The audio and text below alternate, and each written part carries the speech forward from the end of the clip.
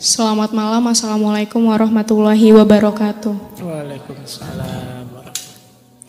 Saya Aza lagi numpang minum di UGM, di filsafat. Saya mau tanya, minggu kemarin kita belajar juga tentang kebudayaan dan kemanusiaan dari Ki Hajar Dewantoro.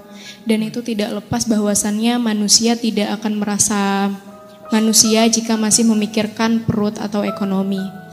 Dan kita sekarang membahas tentang kebebasan. Dan yang paling mungkin bagi kita mahasiswa nanti habis lulus mikirnya tentang kebebasan finansial. Nah, kira-kira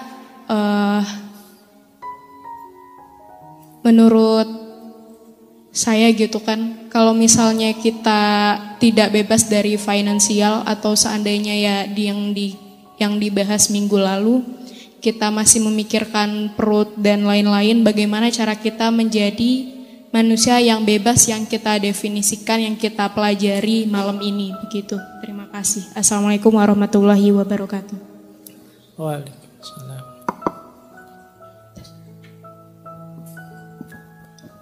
Assalamualaikum warahmatullahi wabarakatuh.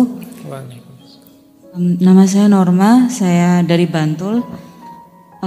Pertanyaan saya mungkin terdengar klise, cuman dalam suatu hubungan, baik itu hubungan romantis suami istri atau hubungan keluarga orang tua ke anak, ataupun hubungan di sini bisa juga diartikan warga negara terhadap tanah airnya, kan seringkali ada fluktuasi, dan hubungan ini juga biasanya bisa berjalan dengan baik ketika di situ ada keseimbangan take and give. Nah, ketika tidak ada keseimbangan itu kan seringkali terjadi masalah atau seringkali terjadi perasaan-perasaan negatif. Dalam konteks hubungan warga negara dengan negaranya atau tanah airnya, bagaimana kita bisa mengatasi ketika misalkan ada hari-hari tertentu di mana kita merasa kecewa atau kita merasakan menipisnya rasa bangga atau rasa cinta kasih kita, misalkan membaca sosial media atau berita apapun itu kok sepertinya banyak sekali hal yang negatif gitu. Nah, kalau misalkan konteksnya suami istri atau keluarga kan kita sudah sering dapat saran. Tapi dalam hubungan warga negara dengan negara atau tanah airnya, di mana di situ ada fluktuasi, kita mungkin merasakan ketidakseimbangan take and give-nya. Nah, itu mungkin ada saran seperti apa? Terima kasih.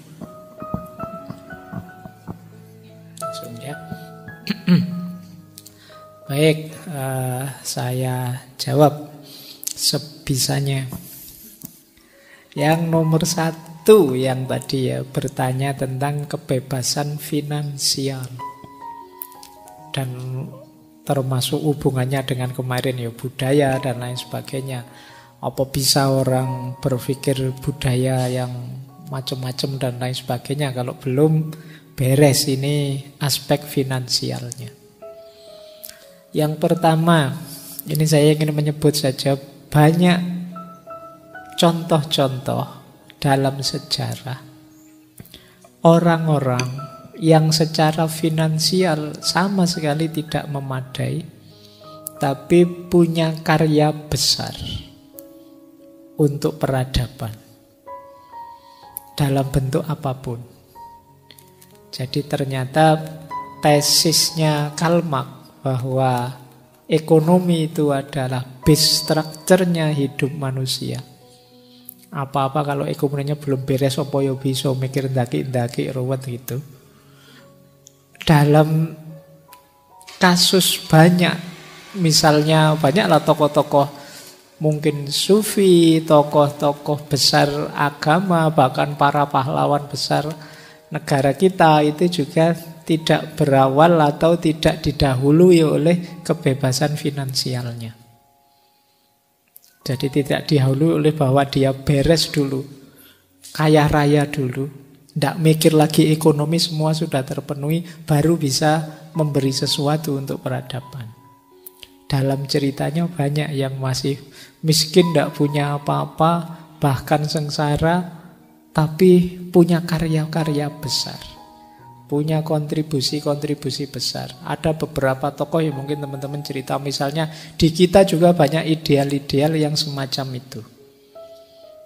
Jadi mungkin teman-teman bacalah misalnya apa ya. Yang saya ingat dulu misalnya Pak Hatta itu sampai beli sepatu saja harus nyelengi dulu, tidak mampu, levelnya wakil presiden padahal. Kemudian apalagi kalau dalam dunia tasawuf.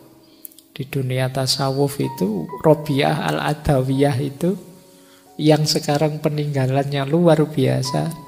Buku-buku yang ditulis tentang beliau, kontribusi teorinya tentang mahabbah sampai hari ini sering kita kutip, itu hidup dalam kemiskinan yang sangat. Dan banyak tokoh-tokoh religius, tokoh-tokoh pahlawan yang situasinya seperti itu. Jadi ini yang pertama. Jadi berarti apa? Kebebasan ekonomi itu sebenarnya tidak mutlak prasyarat yang harus kita taklukkan dulu sebelum kita berkarya memberi kontribusi dalam peradaban, dalam budaya. Meskipun kadang-kadang ini kan kita pakai dalil, alah Pak, yo kalau kita tidak punya kerjaan, kalau kita tidak punya uang bisa apa? Banyak hal yang bisa kita lakukan meskipun tidak punya uang. Apalagi orang Jawa, dia punya prinsip sugih tanpa bondo. Itu tidak notut kali ini kalau sudah sugih tanpa bondo. Itu kaya tapi tidak ada, harta bendanya tidak terlihat. Baik, yang pertama asumsinya itu ya, bahwa kebebasan ekonomi tidak mutlak prasyarat orang bisa berkarya. Jadi tidak harus kemudian kita sudah tidak mikir lagi tentang ekonomi baru bisa memberikan sesuatu pada peradaban. Meskipun di beberapa pikiran diasumsikan semacam itu. Kemudian yang kedua, apa mau? Oh iya, gimana Pak kalau kita kecewa dengan bangsa kita sendiri? Ya memang kelakuanmu kan memang sering bikin kecewa. Apalagi di medsos, di banyak cerita, di banyak kasus. Itu yang kadang-kadang kita geluh. Kok ada anak bangsa yang kayak gini? Kok ada warga kita, saudara-saudara kita sebangsa yang kelakuannya seperti ini? Itu kan bisa bikin kecewa. Tapi tetaplah dalam kecewa itu kedepankan perilaku cinta. Perilaku cinta itu bukan perilaku judgmental. Jadi bukan perilaku yang menghakimi bahwa kamu salah ini atau salah itu. Rumusnya 4 tadi. Yang pertama knowledge. Coba kamu pahami. Coba kamu empatik dia. Posisikan dirimu di posisinya dia. Coba kamu telusuri situasi apa yang dia hadapi sampai dia melakukan hal itu. Ini namanya aspek knowledge. Kemudian respect, hargai dulu. Terima dulu dia dengan segala kondisinya. Oh iya sih, saya maklum dia mengalami peristiwa yang menyakitkan itu sehingga sekarang dia rasanya mungkin balas dendam dia ini. Saya terima situasinya yang seperti itu. Itu aspek respect. Baru yang ketiga care. Care itu peduli. Tapi kalau kamu begitu terus, bisa masalah lo nanti. Kalau aku diam saja nanti kasihan kamu. Aku itu mencintaimu maka aku peduli. Nah, ini pentingnya kalau bahasanya Al-Quran itu kan kita diminta untuk watawasau bil haq watawasau bis sober. Ingatkan kalau memang ada momen untuk itu. Meskipun tidak harus diingatkan di depan orang banyak. Boleh mengingatkan di Japri saja atau lewat DM. Karena kadang-kadang mengingatkan di depan orang banyak itu rasanya memang ingin menjatuhkan dia. Itu dulu kita ada cerita bagaimana Imam Malik mengingatkan muridnya, Imam Ahmad mengingatkan muridnya. Itu milih momen sepi, tidak di depan murid-murid gini. Jadi tidak dijatuhkan namanya di depan orang banyak. Nah, jadi maka ini namanya care, peduli. Terus responsible, tanggung jawab. Tidak hanya berani usul, tapi ikut bantu. Kalau memang dia ada masalah, semampu kita bantu. Jadi saling memahami, saling menghargai, saling peduli, dan saling membantu, saling ikut bertanggung jawab. Bareng-bareng untuk kehidupan bersama. Mungkin kita kecewa dengan dia, jangan-jangan dia juga kecewa dengan kita. Jadi kita itu kan memang mudah kalau wah ini orang ini kurang ajar, ini orang ini harus dikata-katai ini. Jadi kita selalu nuding keluar, kita lupa diri kita. Maka sering saya bilang step pertama tetap kita membaca ke dalam. Kalau semuanya membaca ke dalam dan beres, itu nanti membaca keluarnya lebih simpel, lebih sederhana.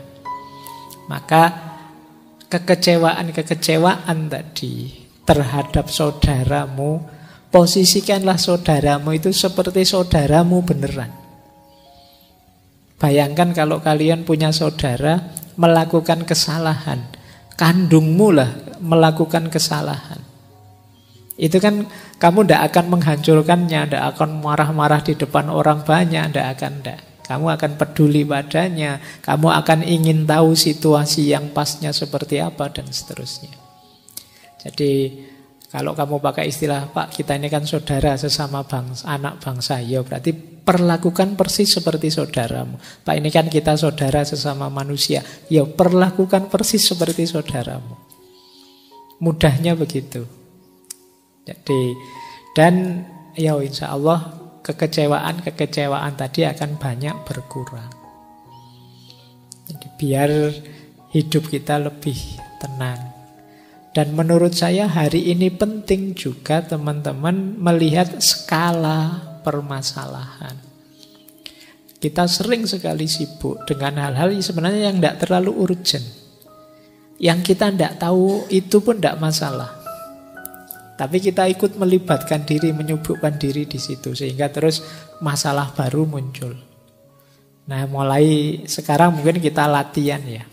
Latihan untuk mudahnya puasa komen, latihan untuk puasa posting yang tidak penting, latihan untuk mengendalikan diri. Kalau selama ini sehari pegang HP-nya 10 jam atau 12 jam, ya coba dikurangi sedikit lah, 11 jam 45 menit misalnya.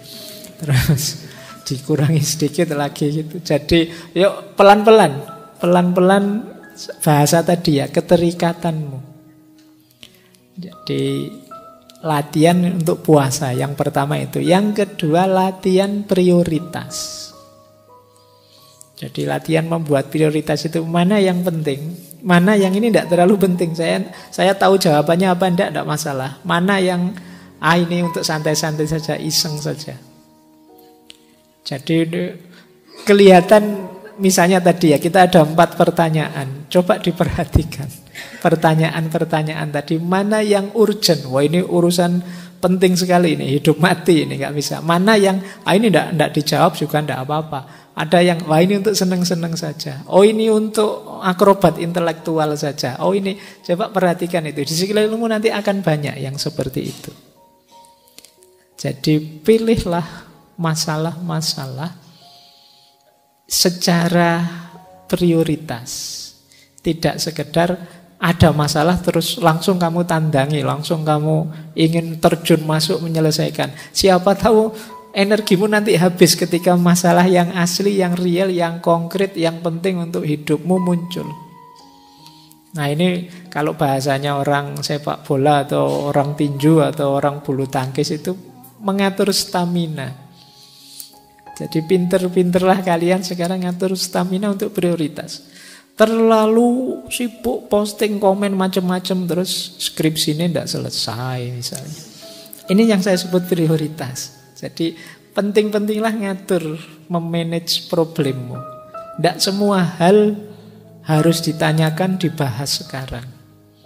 Ada yang ini penting sih, tapi bisa ditunda besok. Nah kalau yang ini penting, ini harus selesai segera hari ini. Kalau tidak, bahaya ini untuk kehidupan bersama. Oh kalau ini untuk iseng-iseng, kalau memang lagi nongkrong, ngopi-ngopi untuk latihan berpikir ini enak ditanyakan. Oh kalau ini, nah coba kalian ranking begitu. Biar energimu tidak habis untuk hal-hal yang tidak penting. Termasuk mengecewai sesuatu atau menyedihkan sesuatu. Kadang-kadang kecewa untuk hal yang sebenarnya itu tidak ada urusannya dengan hidupku kok. Saya tidak ngerti itu juga tidak apa-apa. Ngapain sih tadi aku pakai kecewa-kecewa segala misalnya. Oh itu saya tidak komen juga sebenarnya tidak apa-apa kok. Wong saya komen juga tidak akan dipedulikan, bukan urusanku. Nah, itu penting-pentingmu membaca ini hari ini. Jadi kalau bahasa mudahnya ya ini namanya kecakapan. Kalau di dunia digital namanya literasi digital atau kecakapan digital. Kecerdasanmu dalam mengelola media yang kamu pegang. Oke, untuk malam hari ini saya cukupkan sekian dulu. Mohon maaf kalau ada yang kurang berkenan, mungkin 1-2 kekurangan apa, mohon dimaklumi. Kalau ada kekhilafan, kealpaan yang teman-teman ngerti benernya seperti apa, ya silahkan disampaikan. Kurang lebihnya mohon maaf. Wallahul muwaffiq, wallahu a'lam bissawab. Wassalamualaikum warahmatullahi wabarakatuh.